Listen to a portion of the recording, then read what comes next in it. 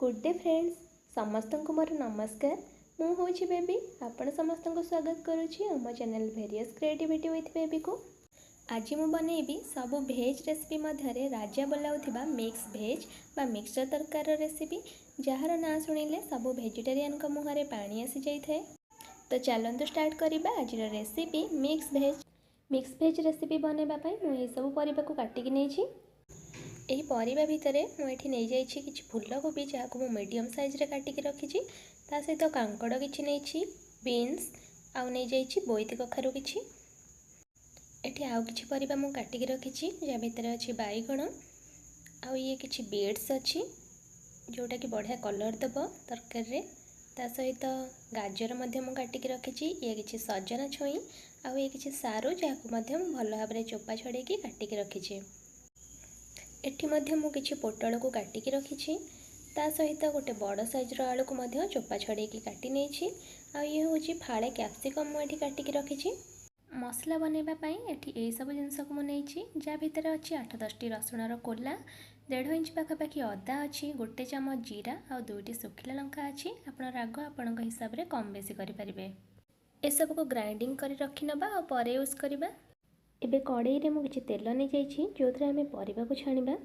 एथिरे आम gas flame को हाई रखिकी ही सब परिबा को छाणिबा किंतु नजर रखुथिबे जदि आपणक तेल बहुत अधिक गरम हो जाउछि ताहले मझिरे मझिरे गैस फ्लेम को मीडियम करी टेम्परेचर को मध्य बैलेंस आपण करि परिबे। जदि आपण कम तेल खाइबा को चाहंती ताहले आपण अल्प अल्प तेल देकी परिबा सब को भाजिकी मध्य यूज करि परिबे किंतु भोजी स्टाइल टेस्ट आनिबा पई हेले टिके छाणिकी यूज न कले से टेस्ट आसी न थाए तेणु मुझे सबू परिबा को डीप फ्राए कर नहीं।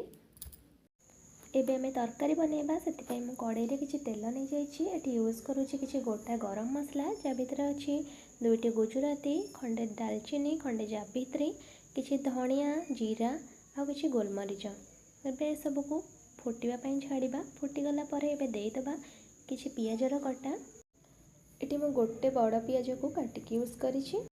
पियाज गोल्डन ब्राउन हवा जाए आम आपको भाजी नवा। ये देखो पियाजर केते बढ़िया कलर आसी जाइए पियाज बढ़िया से आमर भाजी जाइए। एबे आम गोटे टमाटो को काटिकी एथिरे देदबा। टमाटो ये पूरा सॉफ्ट हो जाइए। एबे आम जो मसला रखी ग्राइंडिंग करके से मसला को देदबा।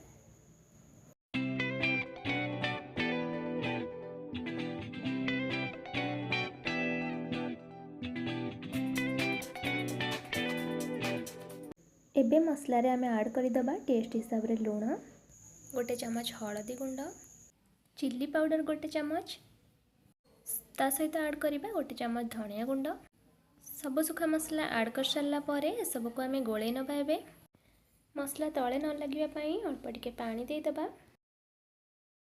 एबे किछि कसूरी मेथी को ऐड करदबा। किछि समय कषि नेला परे देखंतु एठी तेल सेपरेट हेलानी मसलारू तामाने मसला बढ़िया से कषि जाइछि। एबे आमे जो छाणिकी रखिथिले परिबा सब को ऐड करदबा। हाई फ्लेम रे आमे परिबा को छाणिला बेले परिबा ऑलरेडी हमर 90% सिझि जाइतिला आउ बाकी 10% सिझिबा पई आमे एठी मसला सह परिबा को भल भाबरे गोळे नेला परे आमे एठी को कवर करि नबा आउ गैस रो फ्लेम को लो करिकि किछि समय पई सिझिबा को छाड़िबा। ये कुक हबार 5 मिनट हो जाइए मुझे कवर खोली नहीं ता सहित आ टेस्ट को एनहांस करबा पई मु गोटे जिनस ये ऐड करुच्ची आपड़ देखिपे मैगी मैजिक मसाला आपको ऐड करने द्वारा सतरे गोटे मैजिक टेस्ट आसी थाए। आपण ऐड निश्चय कर देखु। आउ एठी ही गला मोर मिक्स भेज रेसिपी बनिकी रेडी। तो चलते आउ डेरी न करी आपको सर्व कर नबा। मिक्स भेज नार ही जना पड़ू कि सब प्रकार विटामिन्स प्रोटीन्स मिक्स होगी आम बॉडी को आसी थाए आ एटा केते हेल्दी होता है। बास तेल पाई टिके डर लगी थाए तो आपन जेते बेले परिबा छाणुचंदी से टिश्यू पेपर यूज कर दियंतु तेलर परिमाण कमी जिवो। आउ यही recipe super tasty super healthy होगी बनिबो। वीडियो भल लगी वीडियो को लाइक करंतु शेयर करंतु आउ चैनल नुआ थिले चैनल को सब्सक्राइब करंतु। पुणी देखा नेक्स्ट वीडियो रे रहिली धन्यवाद।